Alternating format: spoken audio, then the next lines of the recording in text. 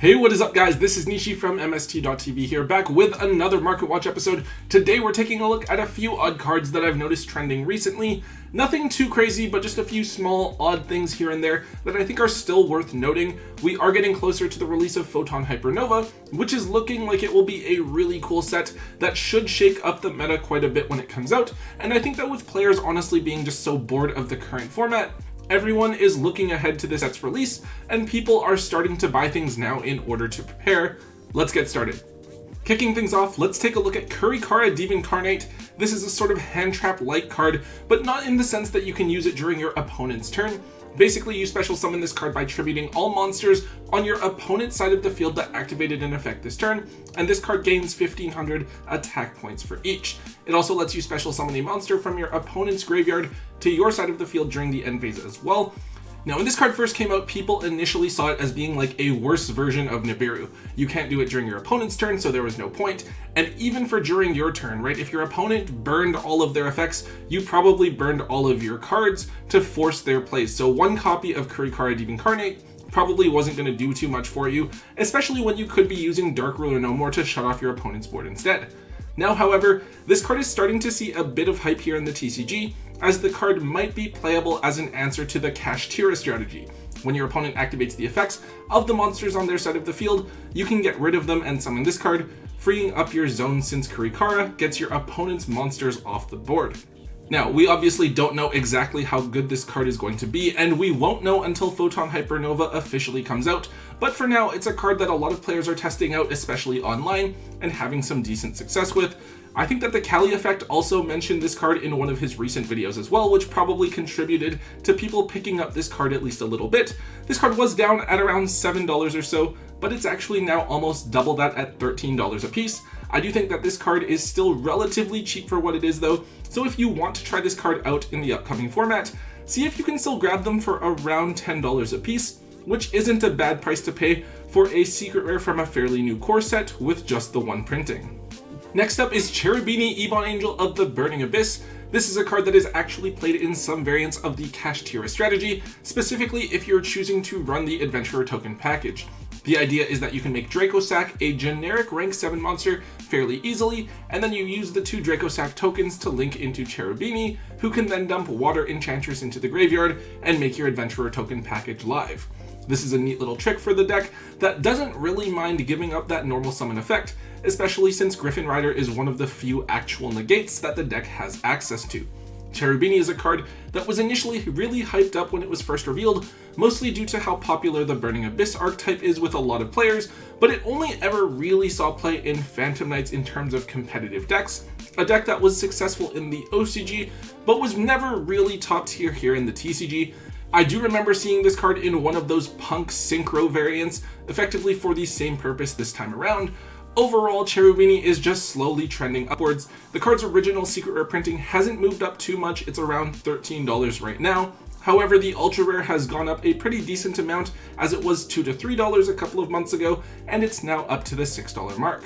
Overall, I feel like this isn't a bad card to pick up and hold on to at least one copy of if you don't already have one, since apparently it can pop up at random times in some pretty random decks. Do keep in mind though that not all variants of Kashtira will choose to play the Adventurer token package, so there is going to be a limit on the demand that this card actually sees. Next up, let's take a look at Dark-Armed, the Dragon of Annihilation. This is a generic rank 7 monster with an effect that isn't once per turn. You can detach a material from this card, banish a card from your graveyard, and then pop a card on your opponent's side of the field.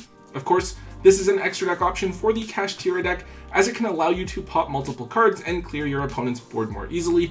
Now do take this with a grain of salt though, because even though this card is trending on the market at the moment here in the TCG, I didn't really see very many Kashtira decks choosing to run this over in the OCG, so maybe this card won't actually see that much play here. Obviously though, the TCG and OCG are very different formats, so it's impossible to know what text people are going to try out and see success with.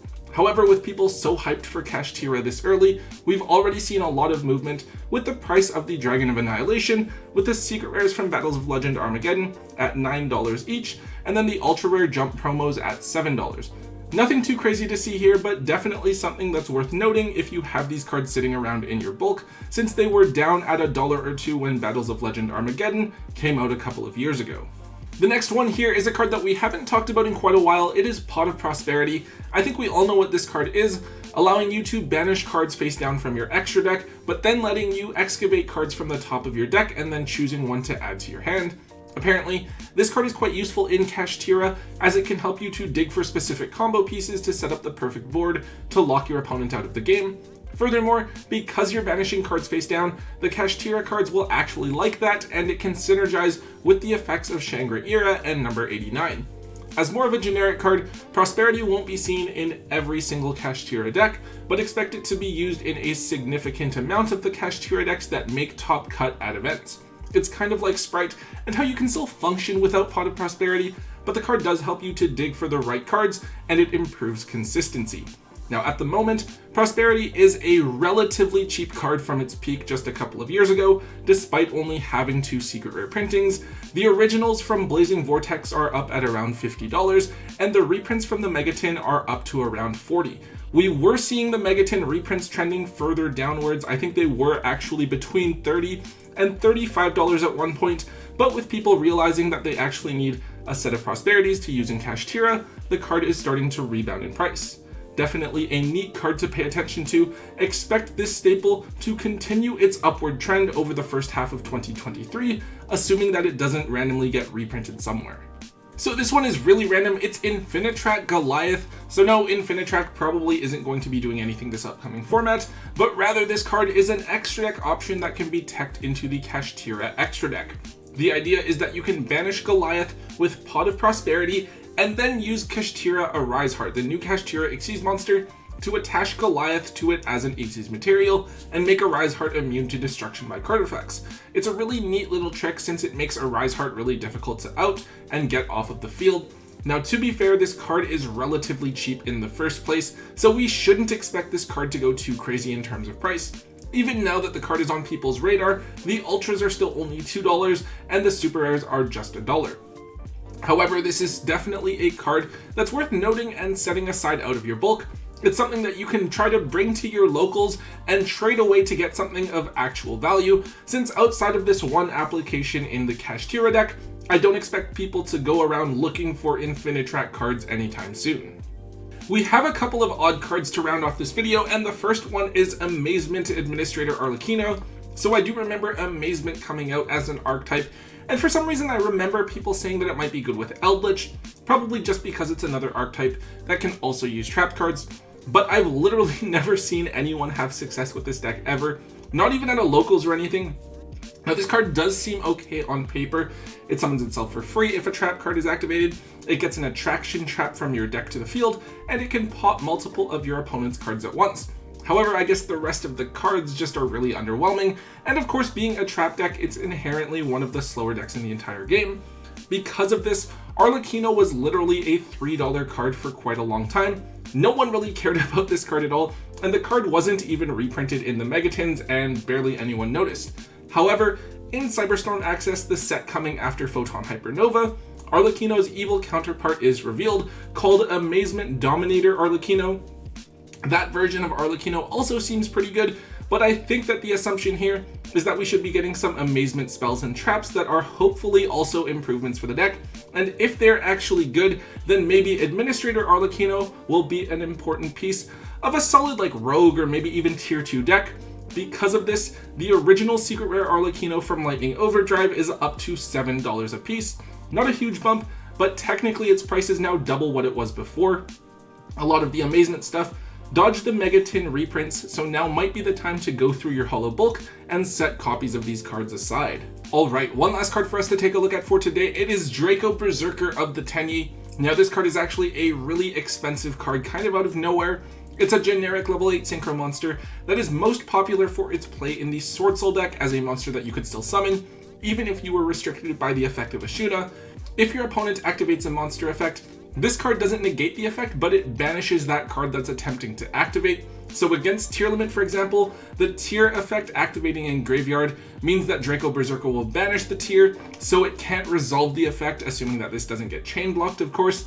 So this card going up is actually very similar to what happened with Monk of the Tenyi, which we talked about just a couple of days ago. The idea is that we have all of the Sword Soul stuff get reprinted in Magnificent Mavens, and then we have the Tenyis and Ghost from the past too. So now that whole deck is just super cheap and budget to build, so everyone decides to just go ahead and build it. However, Draco Berserker is one of those last pieces that they need in order to finish the deck, and since it wasn't reprinted, Draco Berserker shoots up in price. Of course, Draco Berserker wasn't printed as a common like Monk was, so its price jumps are more significant. This card was at around $8 to $10 for either of its holo versions shortly after Mavens came out. However, it has continued its upward trajectory and now sits at around $17 for the Secret Rare and $16 for the Ultra. This is a pretty significant price jump. I would actually look at selling off your copies of Draco Berserker while they are so high right now, especially since Sword Soul isn't really looking like it's going to do very much in the current format. You can keep a copy or two for yourself to use, but any more than that, you're taking on a bit too much risk since it seems likely that the card will be reprinted sometime this year. Alright guys, that is all we have for today's episode. A lot of early hype here for Kashtira. I think that people are just really excited to see a Shizu Tearlament finally get hit, but hopefully it won't just be Kashtira in the format. Hopefully we'll get some really cool TCG exclusive stuff, or maybe a couple of old decks will step up and take the place in the meta. Anyways guys, if you enjoyed today's Market Watch, please make sure that you let me know by hitting that thumbs up button for me. Also make sure you leave a comment in the comment section down below. Let me know what you guys think about today's cards and what other cards are currently trending on the market. Also, if you haven't already, make sure that you guys hit that subscribe button. And until next time guys, don't forget to hold on to your MST.TV.